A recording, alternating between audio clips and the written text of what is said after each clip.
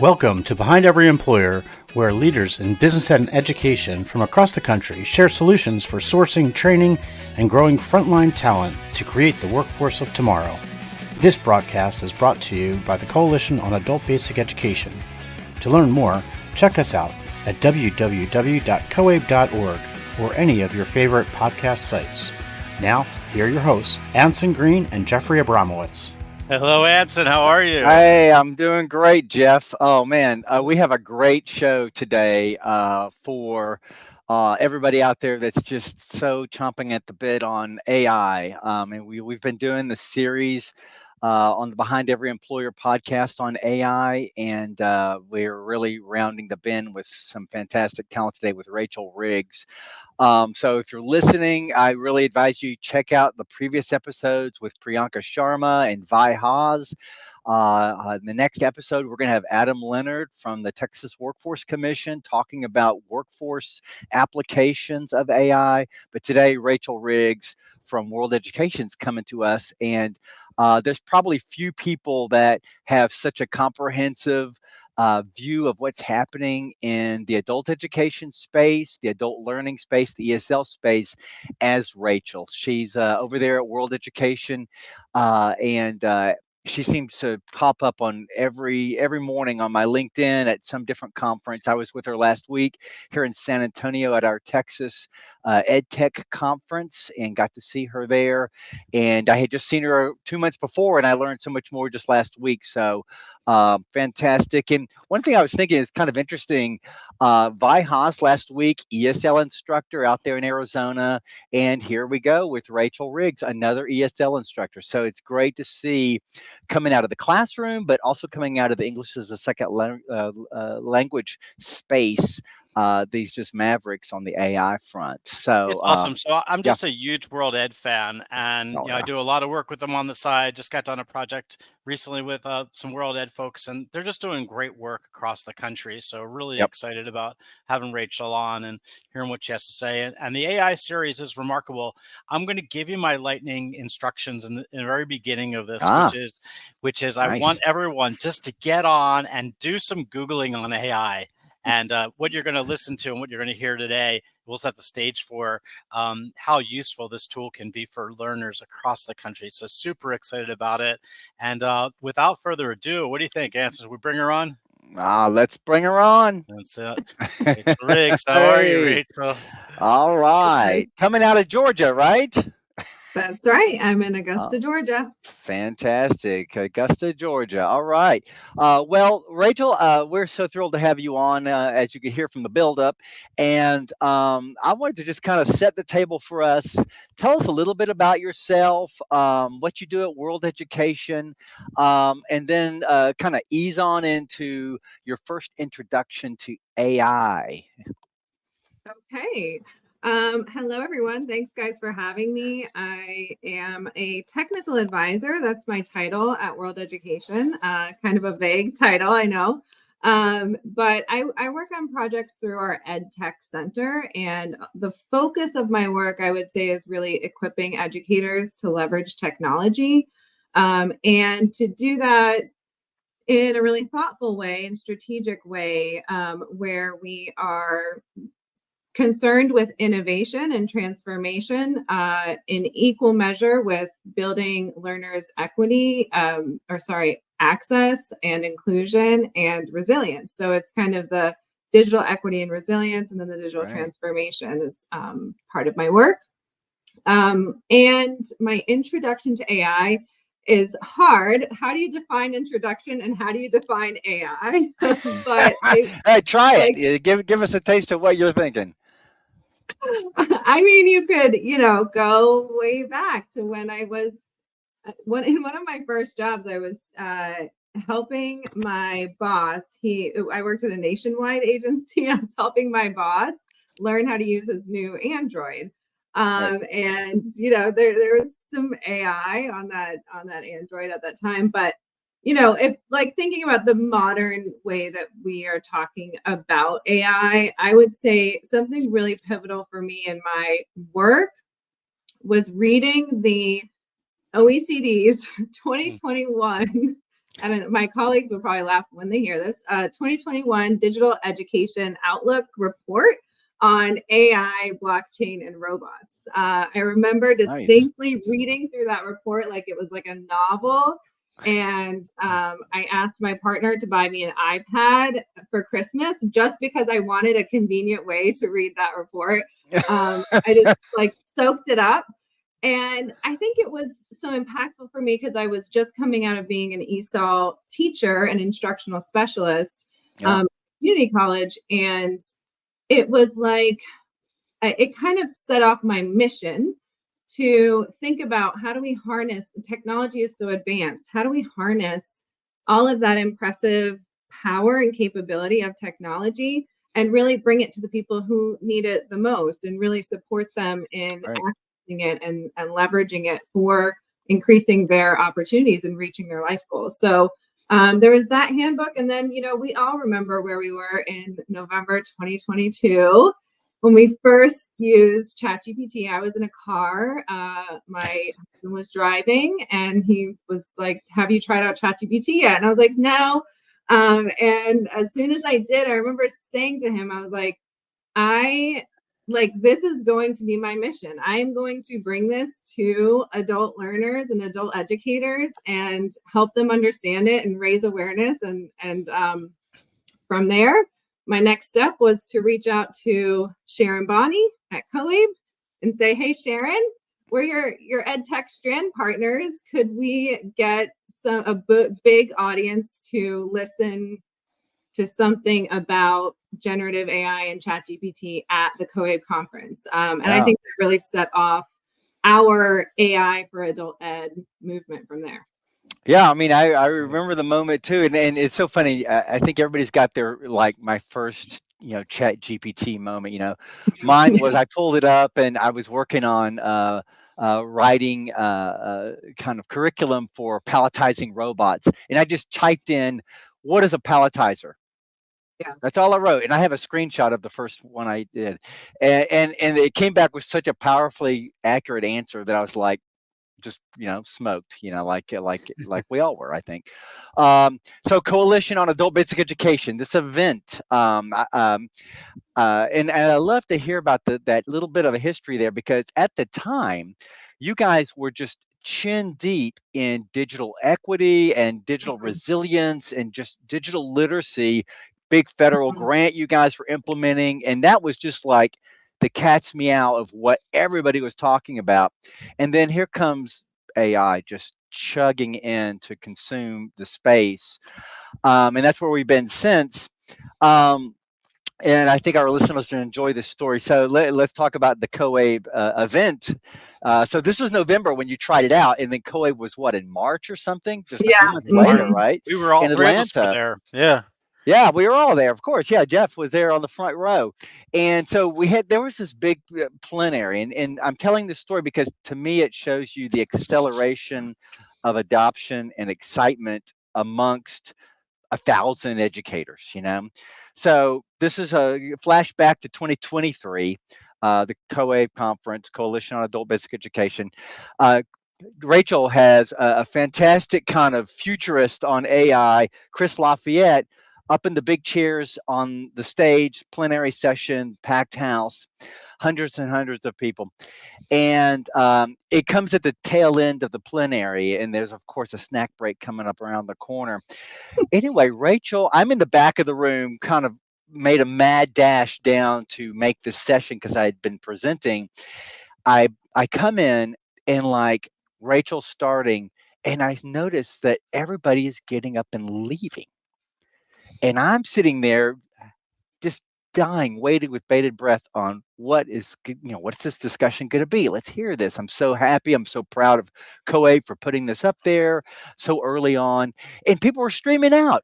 And it had this impact on me because of what I was wanting and expecting, and then what I saw happening. And I don't know if it was a snack draw or if it was just the fact that maybe people just were not ready. They did not even know what the topic was. And then here we go, a year later, we accelerate forward. the conference is in Nashville this year was packed with sessions. In our last episode, we talked with Vi Haas. Her session was just, streaming out the door. You had sessions there were sessions everywhere, and everybody was interested. So in 1 year, we see like the exodus. All of a sudden now it's just like packed room, out the door, excitement. So that gets me to my next question, which is back to this instructional space. Um, you're presenting, you're talking to people all the time. Where do you see this landing for instructors? A lot of listeners are probably going, all right, I got to get on board with this. I'm overwhelmed. There's too much stuff. Like, I need to focus. Is it just about Chat GPT? Are there other tools? Like, where do you see this kind of landing right now? Yeah. I think where we are today is exciting. So, I do Camp GPT. That's a training with teachers, and there's a pattern that always kind of plays out in our Camp GPT sessions. There's 3 sessions per camp, and in the first session, I define AI and talk about tools that use AI and talk about some of the ethics associated with that. And their first homework is to just go and use something, to think about a learning goal and use any of the myriad of tools to develop something aligned to that learning goal. And it's always in that second session that I hear the feedback of like, oh, I didn't realize, when everybody's saying AI, I didn't realize it was really just quite this simple. Or I hear the feedback of, I thought for sure I didn't have the technology expertise to use what everybody was talking about. Right. Or I hear, oh, this isn't as scary. Once we talk through the ethics and I understand that better, it's not as scary as I thought it would be. So, I just think that, just kind of demystifying it, getting them past that initial hurdle is everything. And so where we are today is a place where these tools are useful to teachers. I mean, in Camp GPT, I've heard a lot of experts say like, oh, it's a myth, and it can't do that much and things like that. But I have to go based on my firsthand experience with educators that they are excited. And this helps them, using ChatGPT or other tools, Claude, Gemini, whatever it may be that they're using, it is helping them. It's helping them overcome some creative hurdles and helping them develop materials. It's helping them find, in adult education, we have so many different things thrown at us: financial literacy, workforce preparation, civics, math, English. We're focused on so many areas of an adult's life and so many diverse goals. Right. It's helping teachers find the alignment and make things relevant and get new ideas for how to do that. So today's exciting. I am really excited about the future though, because the landscape today is, there's a lot of really cool tools, but ChatGPT isn't designed for adult education. It's not designed for this population. It's not designed for these teachers. Conmigo, they just provided free access to their teacher tools. And they're awesome, but they're not designed for adult education. Right. There's no category there that you can select to use teacher tools for adult education. So, I'm excited about seeing tools that are more specialized and fine-tuned for the work that we do.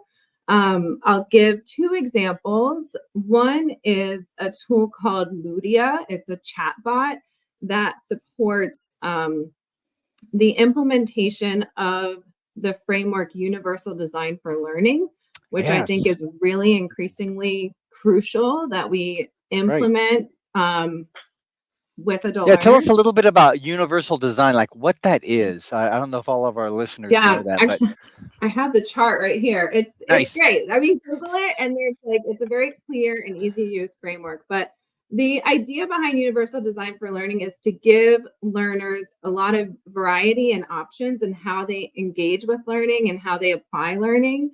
And it just accounts for learner variability. And fortunately, digital tools make it easier for us to provide those different options. Right. It comes out of the disability world. From back in the day when I was doing stuff with persons with disabilities, like the good example everybody uses is curb cuts. Everybody benefits from having like curbs that are cut down, whether you're in a wheelchair or whether you're walking, riding a bike, or whatever.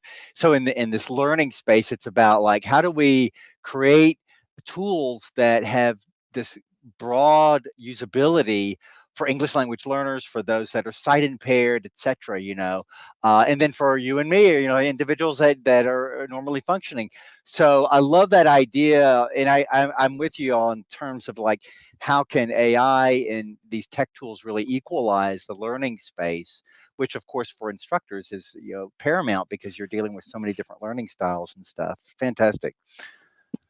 Yeah, so Ludia is like a little chatbot coach that helps you think about how to provide those multiple modes. And I'll also share a link to an EdTech strategy session we had on that topic that was really good. But the other one I'm thinking about is Pace AI. And this is an awesome tool that we've just partnered with Pace. We're going to do a little bit of testing with Pace AI this fall with adult learners. That's something that at the EdTech Center, we're always really excited to do, because we see industry over here in terms of EdTech, and then, our educational partners over here. We want to bridge that gap. So, we've partnered with Pace, and this fall we'll be testing Pace AI and testing some new learning modes in Pace AI. But what Pace does is it takes content. So it could be a manual, it could be an OER, like leveled reading, it could be any kind of article or text, and Pace uses AI to generate tailored language learning activities using that content. So you can think about just how powerful that is for our adult English learners, who again are trying to address so many goals at once, and they need that highly contextualized language learning opportunity. And then for educators as well, who might have a commercial driver's license manual, like I did when I was an ESL teacher, that I had to teach, and how helpful it is to have a tool that will support that. So we're excited about tools like that for our teachers and our learners. Absolutely. It seems like this text simplification, this just kind of managing text, large language model. So go follow the dotted lines there to the language bias or strength of ChatGPT and tools like that. But that manipulating and using it for really understanding and using text, I think, is just it's some of the hardest stuff to do as an instructor. It's part art, part science, to really work with language to bring it down to levels that you need, or to take something complex like you're talking about, the commercial driver's license manual, and say, I've got to teach this. How am I going to tackle this? And it's really accelerating the kind of toil of getting ready for that class, and letting you focus on the quality aspects of things in terms of instruction. So really, really exciting. So you've mentioned some great tools, and we're going to have those in the show notes. But one thing I want to bring up is this. Okay, so I feel like right now we're kind of like, you give your child $10 or $5, and you go into a dollar store and say, like, buy whatever you want, and everything's $1, and there's just so many options that you're in there for 2 hours. So how do you evaluate all these tools that are out there? Like I said, I saw you present 2 months ago. I saw you last week. You had all these new tools that I hadn't even heard of. So that's one thing. How do we evaluate instructional tools like the ones you're referencing today? So it's so true. It's going to be very similar to what happened during the pandemic. So for any teacher that was teaching during the pandemic, you'll recall when every ed tech company pretty much released their tools for free, as kind of this charity to teachers. Yes. And when that wave kind of passed, we all were getting pop-ups everywhere. Go premium, do this, do that, or it was like, okay, you're done. So it's similar right now. It's like everything's just flooding the market, and it's hard to make sense of. If you go to workforceedtech.org, we have a set of really solid criteria for evaluating ed tech tools.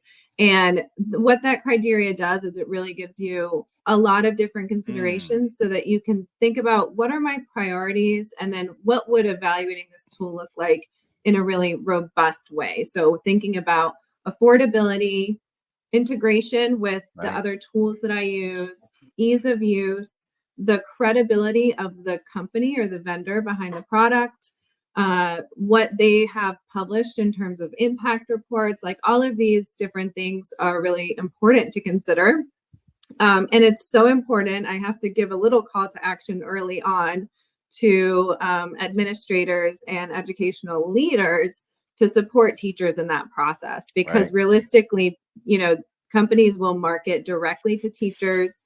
I know that there are teachers who are independently paying for access to some of these tools, and who are frankly struggling because they're ready and they're innovative and they're excited and creative. And they haven't been given really those tools to evaluate things and procure them in a safe and beneficial way. So we have that EdTech criteria. And then the other thing I like to talk about when we think about procuring tools is the human aspect of this, where it's a little bit different than just like will I use Google Forms or Microsoft Forms? There's a lot of like human AI collaboration. There's a lot of ethics and societal impact when you start talking about AI. So we also have on that same site an AI integration framework, and it has a lot of different dimensions. Like one might be mitigating bias. So that's something we know people are concerned about when it comes to AI, is that the systems are so biased. And there's a technology element to that, right? And we should ask vendors like, hey, what are you doing about this issue? But there's also a human individual user aspect to that, because no technology is perfect.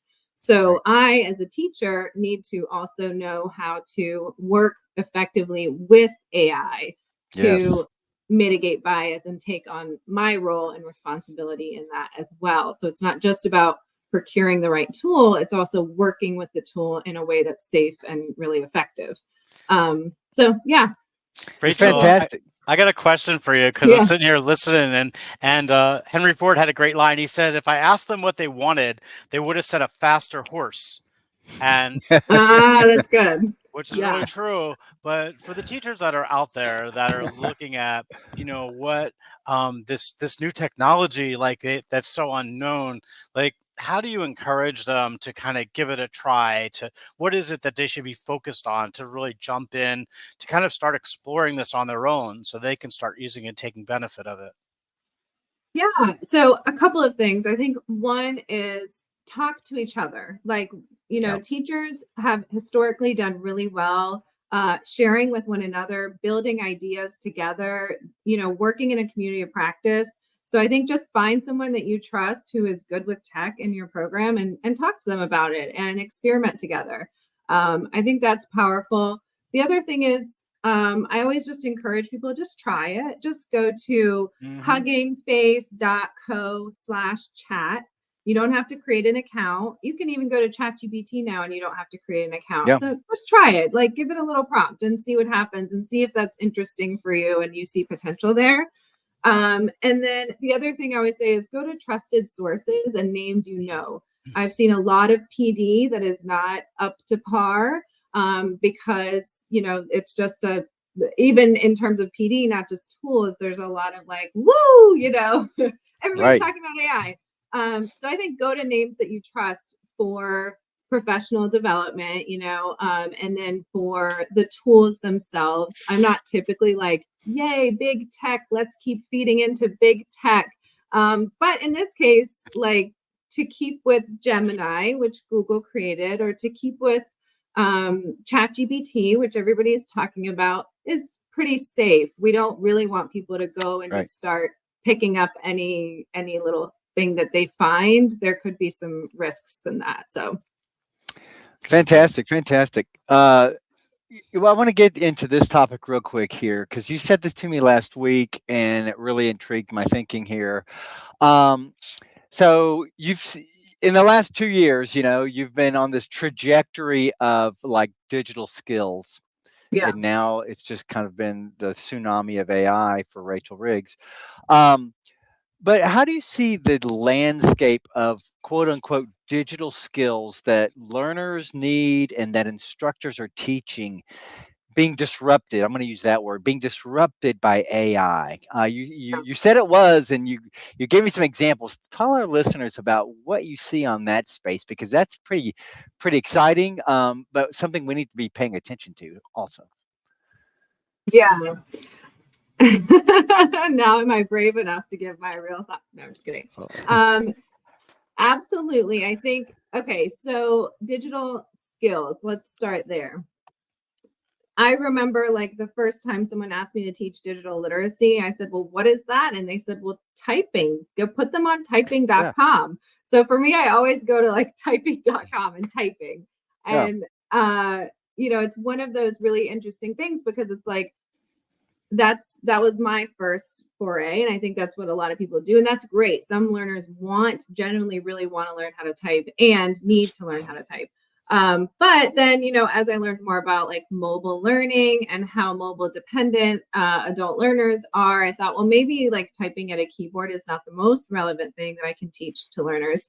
Well, now with AI and especially the capabilities of large language models and multimodal AI, where you can put in your voice and see it come out as text. I think that that's pretty transformative in the way that we use technology.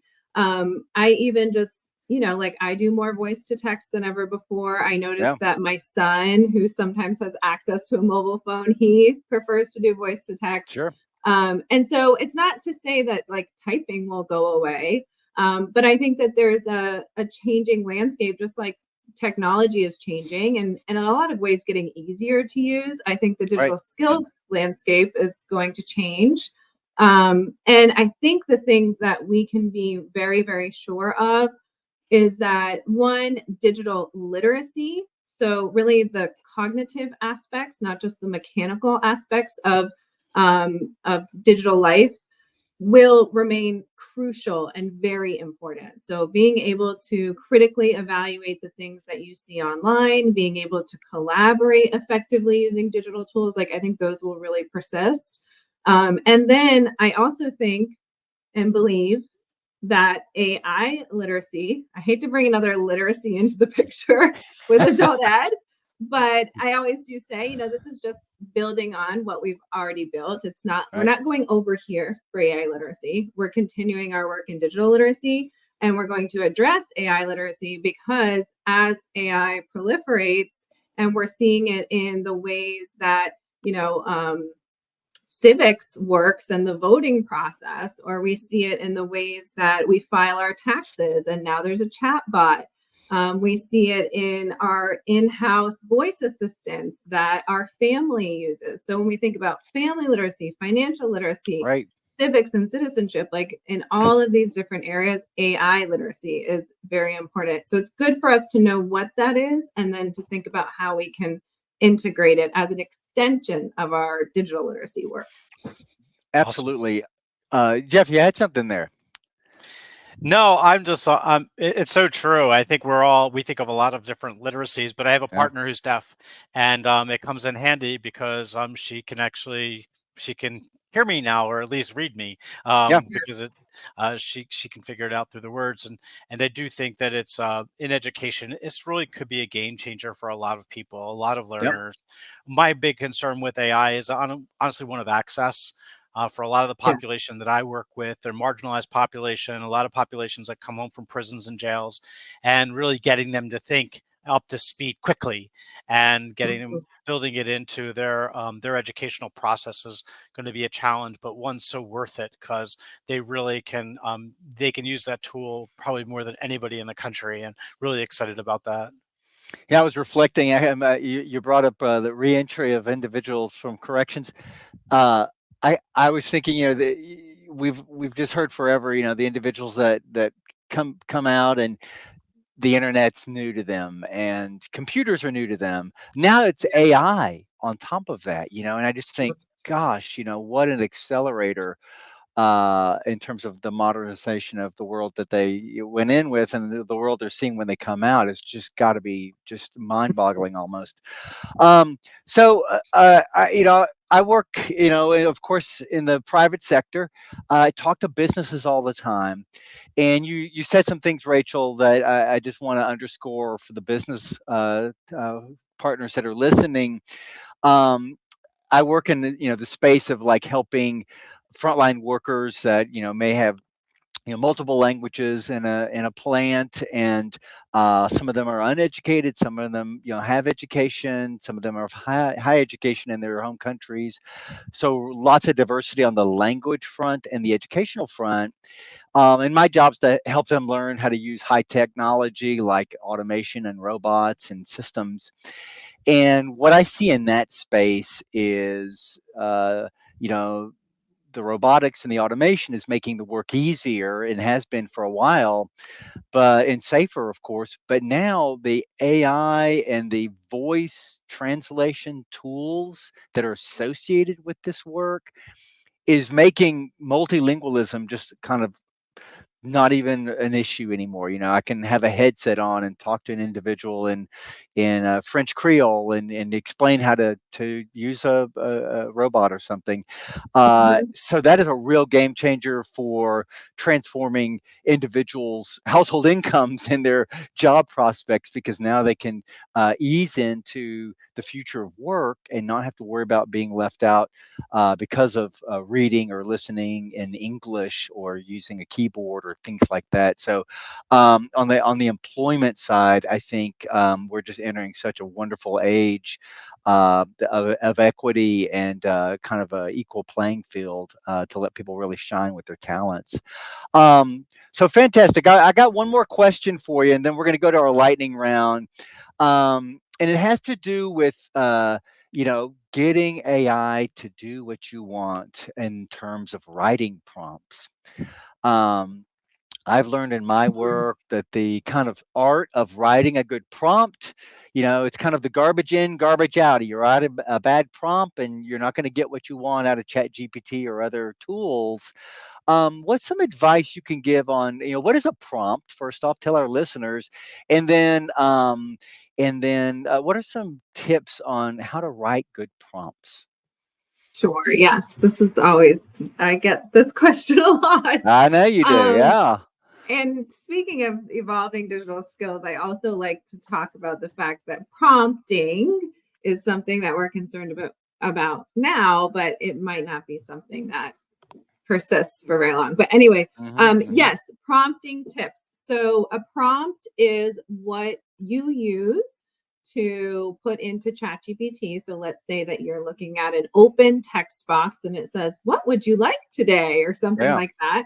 And you type in something as simple as a recipe, because I have in my fridge some chicken and I have potatoes and I have heavy cream. Okay, so it can be something really simple, and very quickly within seconds, you'll get a response, and it will be probably a recipe that incorporates those ingredients. Right. So, what you can do with the prompt is you can make it more specific, or you can use certain strategies that will help that output be more tailored to what you're actually needing and looking for. In Camp GPT, sorry guys, in Camp GPT, we use what's called a prompt framework. So, a framework helps you think about all the different details that you can include in your prompt. The prompt framework is called RACEF. So, it starts with a Right. role. You are an adult educator, and then an action. You're creating a comprehension quiz for leveled reading, context, example, and then the format, how you All want right. it So to respond. RACF, RACF. Okay. RACEF. EF. Yeah. Up. Left out the Um, E. so yeah, we introduced the prompt framework as like some elements that you could include, but you don't have to include all of them. But it helps to be detailed in what you're Yeah. asking for. And then there are other strategies that work as well. There's one called chain of thought prompting. And this is where you ask the chatbot to explain to you step by step how it's coming to its result. So you might say something like, you're creating a comprehension check.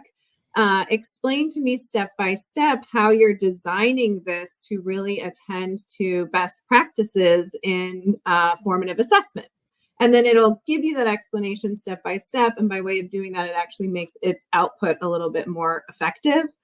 There's also things called prompt suffixes, which are just like little things you tag onto your prompt that for some almost inexplicable reason make it perform a lot better. Like I'll give you a $10 tip if you do really well, or you are such an amazing expert, kind of like boosting its ego. It doesn't really have an ego, it's a machine, but yeah, like those little things. So yeah, there's a lot of those different strategies out there, but I use ChatGPT probably every day, and I'm not always thinking about like, making my prompt really strong. I'm really more someone who goes in, gets a quick idea or a draft for something, and then I just work on it myself. Me too. Yeah.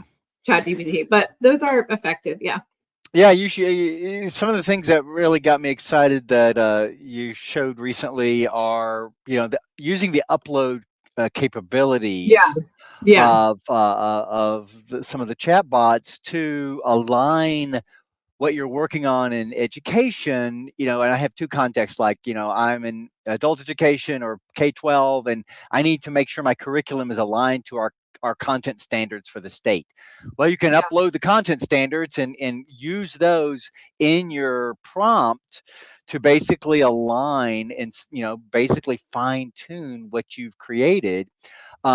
I've also I've used it in the safety context of saying, here are the safety rules at work, and we can and then here's the curriculum piece. Let's align those two things. But you can upload and just kind of magnify and check for that alignment. So that really gives it some guardrails for what you need to produce, because someone's going to say, hey, is it aligned to the content standards? And Rachel can say, you better believe it. Here they are. That's so great. That's so great, but it seems so like cheating. But it's so great. It's an amazing tool when you think about it, because we're just taking hours out of your life, hours Jeff. of work to do. I know. This is great. Oh, it's fantastic. Well, let's Rachel, this has been fantastic. We're going to bring you back because you're just full of great ideas. Everybody listening, make sure you check the show notes for all of the references and links that Rachel's dropping here, because they're going to be some of the best out there. And we're ready for a lightning round there, Jeff. We're going to take a quick break. We'll be right back in a second. Okay. You've been listening to Behind Every Employer with Anson Green and Jeffrey Abramowitz.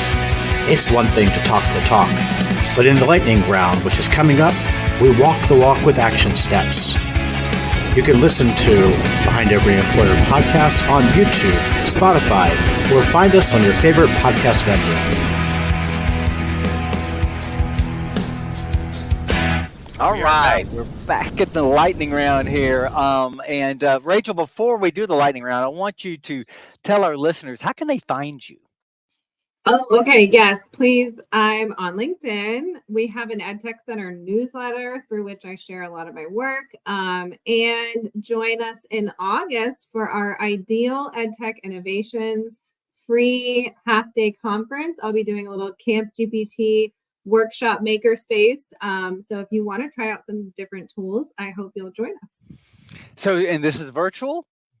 Yeah, it's totally virtual, totally free on Zoom. August, I think it's August 22nd. But we'll put the link to register for that in the show notes. We're coming back from the pool. We're winding down from some downtime, ramping up. And I love the Camp GPT logo because it's a little tent, go to camp, love that. And yeah, so I'm going to do my lightning round, which is sign up for that with Rachel, because you're going to get a good dose. You got until August to do it. You know how to find her. Message her, and she's really prompt about these things. You're going to be able to find Rachel Riggs, put it in your search, and get signed up for Camp GPT. So, Rachel, what's your lightning round for the listeners here? Okay, I'm going to direct this specifically at administrators to get together a group of diverse stakeholders, we'll call them, in your program or your state and have a conversation about AI. It could be people expressing their fears. It could be people expressing their excitement, but just have an open-minded conversation. Yep. Oh, love that. Love that. Jeff, close us out here. Simple one. Mine's simple one. I'm going to end with 3 words. Just do it.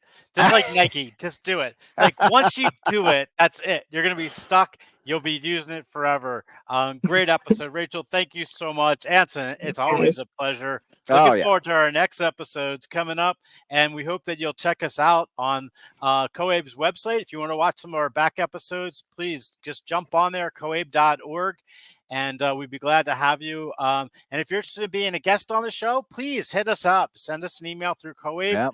Hit up Anson or myself, and we'd be glad to talk to you and see about bringing you on the show. Yep, and share this with a friend, this episode, and give us 5 stars on your apps there, and check us out. There you go. All right, take care, everybody. You've been listening to Behind Every Employer with Anson Green and Jeffrey Abramowitz. If you like the show, please follow us and tell your friends and colleagues. This broadcast has been brought to you by the Coalition on Adult Basic Education. You can find us at www.coabe.org. You can listen to us on Spotify, YouTube, or on your favorite podcast site. If you'd like to be a guest on Behind Every Employer, please contact us at behindeveryemployer@coabe.org.